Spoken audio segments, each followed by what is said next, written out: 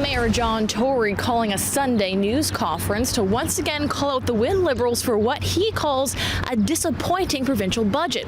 He's calling on the province to do its fair share to fix crumbling TCH buildings, yet some say the answer actually lies in the city's own hands. It just really sort of says to people that there are repairs that are not being done, there are housing units that are at risk, and we need his help. Standing in front of buildings badly in need of repair, Mayor John Tory once again called on the Wynne Liberals to fix their latest provincial budget. I've tried very hard to be honest at all times with the people of Toronto. And I would be less than honest if I said anything other than the fact that I was deeply disappointed at the failure of last week's Ontario budget to indicate any new funding whatsoever for Toronto community housing repairs. The issue is this. Toronto community housing is facing a $1.6 billion repair backlog. The situation has grown so dire, TCH expects to close 425 units this year because they are uninhabitable. All this when almost 200,000 people are on the wait list for affordable housing in Toronto.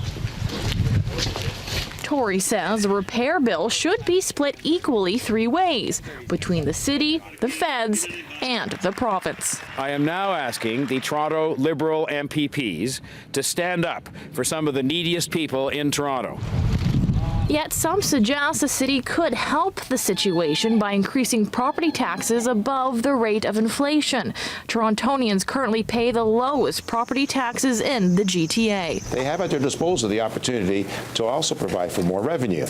It's something Finance Minister Charles Sousa hinted at last week when talking with our own Cynthia Mulligan. The city might have to increase property taxes, unless... what's going to happen?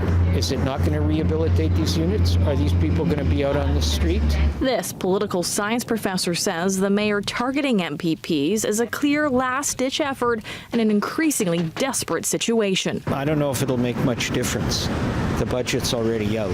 The mayor today saying that's not good enough. I'm sure they have been trying, but I guess what we need now is for them to try harder. And it's just not housing, the city says, is in dire needs of funds. The mayor has already said some key transit projects won't be completed without more provincial funding, like the Eglinton East LRT project, a project that currently is facing a $1.6 billion shortfall. Amanda Ferguson, City News.